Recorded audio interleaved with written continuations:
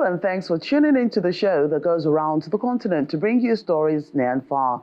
I'm Joke Rogers at Channels Television here in Lagos, and I'm joined by Vincent McCurry from the Voice of America in Washington, D.C. Thanks, I'm Vincent McCurry at the Voice of America. Happy to be with you again for another edition of Africa 54. Let's start off with the latest from Nigeria. Joke Rogers in Lagos brings you that story. 1 billion people around the world are believed to have vision impairment that could have been prevented or is yet to be addressed. Here in Nigeria, almost 25 million people have some form of vision loss, and this is affecting not just lives but livelihoods. At its 48th annual general meeting, the Ophthalmological Society of Nigeria, OSN, set out to find ways to improve the outlook of vision in the country. Our correspondent, Mary Alale Yusuf, reports. Many are familiar with images of a young child leading a vision-impaired older relative about the streets. One who has lived a not-so-productive life, and another whose chances for an education and a thriving career are slipping. Experts say about 90% of visually impaired people can be helped with a cataract surgery or a pair of eyeglasses. Access to such help is what the Ophthalmological Society of Nigeria is determined to create at its 48th annual general meeting. If a child can see, when they finish school, that's their economic output. If they're vision impaired, they start employment later and their economic output is lower, as you might expect. If you don't see as well, your chance to be productive goes down. Vision is the intervention to many critical outcomes, like learning. So we've seen that you're 2 to 5 times less likely to be in education if you do not have good vision. Tea pickers, I can see colleagues from Vision Spring here were involved in a study which showed if you gave a pair of $1 reading glasses to tea pickers, you could increase their productivity by 22 to 32%. All eye conditions can be managed at the primary healthcare level. I did not say treated, I said managed. What does a primary healthcare worker do? He detects, or he or she detects, counsels, or refers. The wife of the Lagos State Governor, Dr. Ibijoke Sanwo-Olu, stresses the importance of solving eye problems early. So it's very important that we catch them early, and it's very important for Lagos State to continue to support the school health program initiative. An argument the president of the society buttresses. The only way you can diagnose is if you go to have an eye test. Most people don't even have the culture of going for an eye test. Most people don't even know that they have glaucoma until they've lost the sight of one eye completely, and they start having accidents, maybe bumping into people. One of the society's challenges is increasing organ donation awareness to tackle blindness due to corneal scarring. For the cornea, which is that clear part in the front of our eyes, after death, by 24 hours, it is all gone. So why can't we, when we're gone, and we know we can still do good, that is give life to somebody who is still alive, why can't we think about that so that even at death, we are still given life, we're still given sight to somebody. The chairperson of the Ophthalmological Society in Lagos State is looking forward to implementing some of the suggestions. We've learned a lot of strategies and how to maybe advocacy and how to introduce policies to our people that will encourage corneal donations. With that and a robust school eye screening program, the OSN believes less people will slip through the cracks of eye care. Mary Alale Yusuf, Channels Television News. Now let's speak to consultant ophthalmologist, Lagos University Teaching Hospital, Professor Adiola Onokoya. She joins us from Lagos via Zoom. Many thanks for joining us today on Africa 54. Good afternoon. Thank you for having me. Right, so eye care programs in the country have been established, but what about children who are out of school? And some older people say they don't need to read and therefore don't need glasses. Could this be true? Well, yes, children who are out of school, the only way they can be reached is if we have an integrated eye care system. in the country, meaning at the lowest level, that is at the primary eye care level, we have people there to attend to these children who are out of school. In most of the rural areas, we have health centers and we have community eye health workers. And these people actually can be trained in eye assessment for these children. In fact, in some villages, you can have the charts, eye charts, stationed maybe at village centers, and children are encouraged to go there to check their eyes. And when they discover they couldn't read beyond a certain level, then they are advised to go to the health centers for glasses. Well, that's an error because when they have to pick the rice or pick the beans, or even those who are tailors, to thread the needle, or any near work that you have to do, wearing spectacles actually help, particularly those who are above the age of 40, who have developed presbyopia. In fact, in the world, about 80% of people who have presbyopia, particularly in the developing countries, are uncorrected. So it means that we really have to encourage people in this age group, particularly the adults who feel there is no need because they are not lettered. So it's important for us to have health promotion activities to encourage them. And when they are given these glasses, a lot of them are just amazed at what they have been missing in terms of seeing very well to do their daily chores. But what awareness is being created to say that, look, if you're feeling this kind of way, it's better to just, quickly go and see the doctor that can take care of you? Well, we have a lot of awareness that have been created different ways. One is when we have the different celebrations like World Glaucoma Week, where doctors go around, we go to marketplaces, we go to religious centers, to educate people as a way of health promotion. And in addition, there are different places where eye screening takes place. People are just asked to come for free eye screening. And during this period, we have health education where people are informed of the need for them to wear glasses, particularly when you do near work. Yes, indeed, some people go by, they never really have need for glasses. And that is simply because they are short-sighted or because they have developed cataract, which has rendered them short-sighted. So they have no need for glasses, but this is not with everyone. So we usually encourage people to go for an eye test, usually once in every 2 years.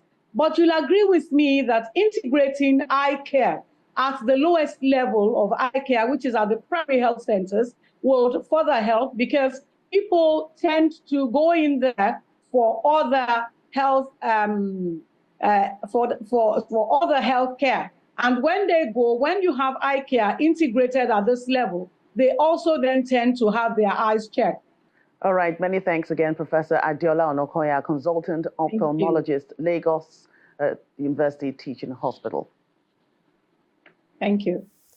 We want to know what you think about Africa 54 and the stories we cover. Join the conversation on Facebook. The address is Africa 54, and check out our headlines 24/7 on voaafrica.com. After the break, sanctions take a toll on communities along the border between Nigeria and Niger.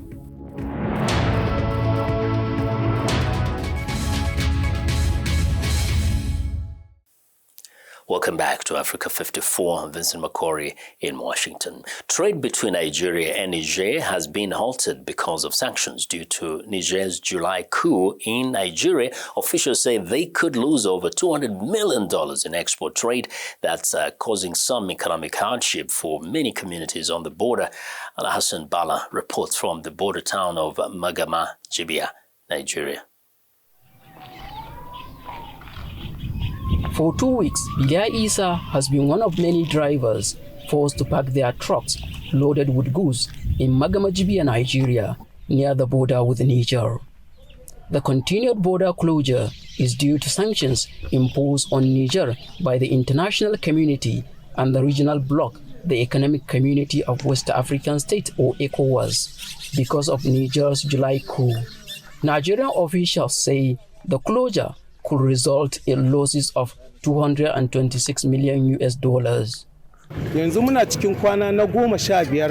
I have been at this border for almost 15 days. The commodities I am carrying will spoil if the closure reaches next month. It is going to be a huge loss to us and the owner. I have no money with me right now. Friends here provide food for me. The usual bustle in this community has been hindered by the insecurity in Niger and the sanctions that followed. Abdulkadir Sani is a shop owner who sells food and basic supplies. He says some people no longer open their shops due to low demand. Patronage is at its lowest level. I am not even talking about it because people come to the shop to borrow money to eat. Some shops here have closed since the border closure. Another shop owner, Muhammad Adamu, says the sanctions have caused commodities prices to skyrocket. The cost of living has soared. The price of commodities have tripled. We in Nigeria border communities seem to be more affected by the sanctions than people in Niger. Nigerian inflation has been rising for years and currently sits at nearly 23%. That is putting some commodities beyond the reach of the poor, according to the country's National Bureau of Statistics. The government is doing all arrangements to ensure that it makes life easy for the good people of Katsina State, particularly those living along the border communities. And already government has purchased grains worth millions of naira that are distributed freely. Bashir Adeniyi, Acting Controller General of the Nigerian Customs Service, insists the border closure is worth the financial risks, given the security concerns. Sometimes you also have to look at the other side of it, and that is the fact that for these economic relations to thrive, you also need to frame them within an atmosphere of peace and security. And when this is absent, we may have problems. So we need to strike a balance between the two. With the ECOWAS activating its standby force, residents of these border community are not only concerned about their livelihood, but also their safety and security. Al-Hassan Bala, VOA News, Magamajibia, Nigeria. History has been made in Lagos and indeed Nigeria as a whole as the first metro rail transport begins commercial operation in the state. The first phase of the rail line extends from the Marina area of the state to Mile 2, with 5 stations located in Marina National Theatre, Igomu, Alaba, and Orile on the corridor towards the border with Benin Republic. Our correspondent, Dari Dowu, joined the ride and now reports. The iconic Marina station is the takeoff point. Invited guests and others who have indicated interest in joining the governor on this maiden commercial ride are here.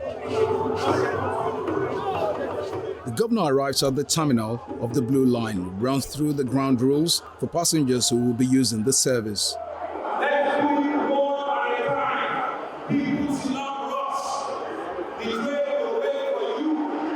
The carry card, an automated fare collection system already in use in Lagos, is every passenger's access to the train.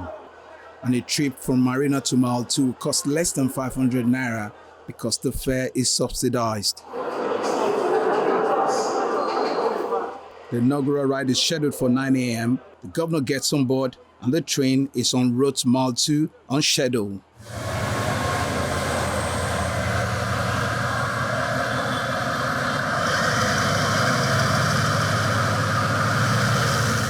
It's a packed train on this inaugural ride with the governor on board. This metro line is expected to convey 250,000 Lagosians on a daily basis, and that's the first phase of the Blue Line. When the project is completed, 500,000 Lagosians will be moving from Marina to Okokomaiko on a daily basis.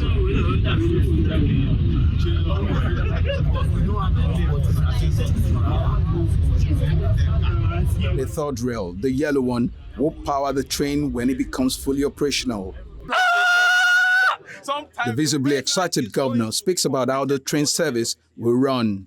I'm not only excited, everybody on this train is excited, and this is promise made, promise kept. We're starting with the peak hours, movement, and so we'll have a small lay and we'll go on the peak hour again. I think from Lamata's time schedule, they're starting from 9 o'clock till 12 o'clock, right? And they will, because it's off peak, they'll wait again till 4 o'clock in the evening and they'll run the operations again till 7 or 8 o'clock.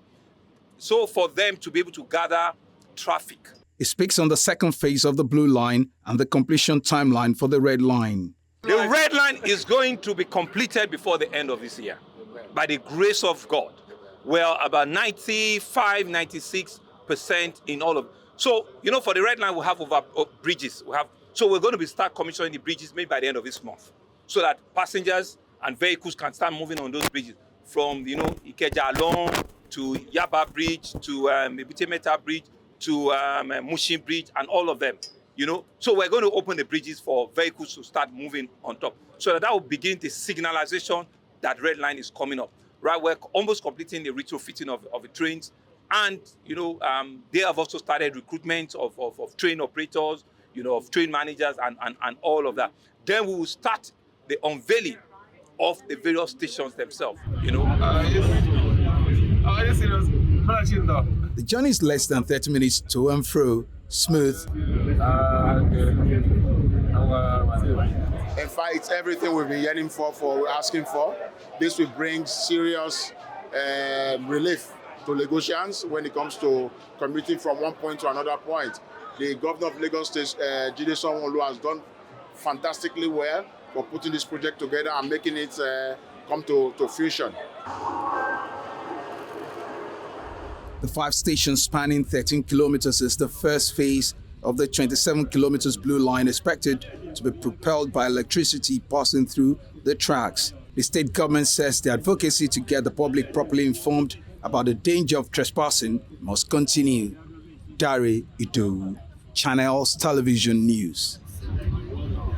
Sudan's conflict has caused prices in the border region of neighboring South Sudan to rise sharply. That's according to local market traders.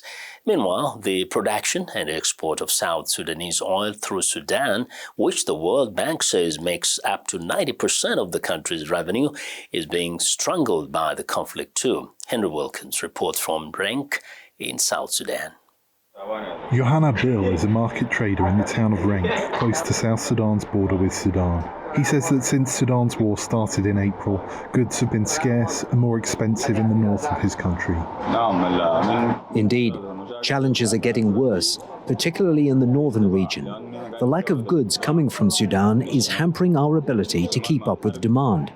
Occasionally, there are isolated incidences where we can get what we need from them. South Sudan lacks a functioning road network, and the north of the country is poorly connected to the capital Juba.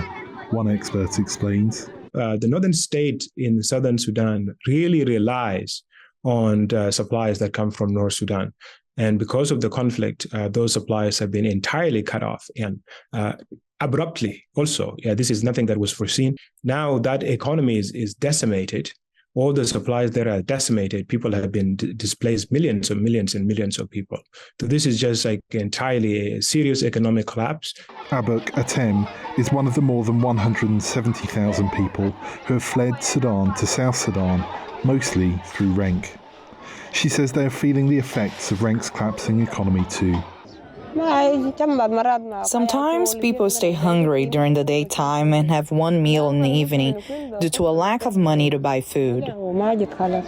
Putting a further squeeze on the economy, the production and export of oil, which according to the World Bank accounts for 90% of South Sudan's revenue, has also been hit hard by the conflict. Trucks seen here that would normally transport chemicals and other supplies are backed up at the border. Patrick Heinisch is an economist with Helaba, a German commercial bank. Asked if access to the Red Sea, made possible only by passing through Sudan, is important, he replied, Yes, definitely. Port Sudan is a very important port supplying the country, but the South Sudanese authorities and the oil ministry, they said that they face difficulties importing chemicals that are used for oil extraction because in Port Sudan it is no longer functional, or at least it is no longer delivering goods. Meanwhile, those fleeing Sudan's war continue to stream across the border, putting even more pressure on Renk's collapsing economy. Henry Wilkins for VOA News, Renk, South Sudan. Hundreds of millions of dollars of investments in sustainable development projects have been announced during the Africa Climate Summit, which held in Nairobi, Kenya. This next report takes a look at the highlights of the three-day event. The Africa Climate Summit, which opened on Monday, September the 4th in Nairobi, Kenya, is focused on mobilizing financing for the continent's response to climate change. European Commission President Ursula von der Leyen and Kenyan President William Ruto officially launched the Green Hydrogen Strategy and Roadmap for Kenya on Tuesday. Ms. Ursula von der Leyen states that the EU is committed to help Africa tackle climate change, while Mr. Ruto reiterates the need for a conversation about carbon tax. This is a win-win partnership which benefits Africa and the world. For instance, the benefits of expanding Africa's clean energy sector would be massive. By speeding up the transition to solar and wind power, energy sector jobs in Africa could double in a few years. To be able to unlock the resources that we need to be able to drive these new investment and financing opportunities, especially for green energy. We believe it is time to have a conversation about carbon tax. I said we need to have a conversation about carbon tax. And I mean we need to have a conversation about carbon tax. Yes. We believe it is the only way, it is among the ways that we can raise additional and adequate resources for us to finance our development. COP28 President Sultan Al Jaber announced the UAE was pledging $4.5 billion to develop 15 gigawatts of clean power in Africa by 2030. The Abu Dhabi Fund for Development, Etihad Credit Insurance, Masdar, the Abu Dhabi Future Energy Company, and EMEA Power will join with Africa 50 as a strategic partner under the guidance of the UAE and African leadership to develop 15 gigawatt of clean power by 2030. Germany also announced 450 million euros in financing, including 60 million for green hydrogen projects in Kenya, and the United States committed $30 million to supporting climate resilience and food security efforts. Healthcare providers in Zimbabwe are leaving the country in droves for better work abroad. Now, the World Health Organization this year added Zimbabwe to its list of nations with a low ratio of doctors, nurses, and midwives to patients. The government is scrambling to stop the bleeding by better equipping hospitals, as Columbus Mavunga reports from Harare, Zimbabwe. The World Health Organization says Africa will have a shortfall of 5.3 million healthcare workers by 2030 if current migration to countries outside the continent is not contained. The exodus drags on health objectives and increases the burden on the remaining workers, WHO says. We need to address this by expanding opportunities to employ the health workers. We need to give health workers decent working conditions to be able to use their skills to deliver services to the benefit of the population, and in so doing, retain them in our countries here in Africa. Zimbabwe is among the countries failing to retain healthcare workers. The WHO this year added Zimbabwe to its list of nations with low ratio of doctors, nurses, and midwives to patients. The health workers cite poor working conditions and a lack of medicine and modern equipment as reasons for leaving. Dr. Paul is leaving Zimbabwe for Canada.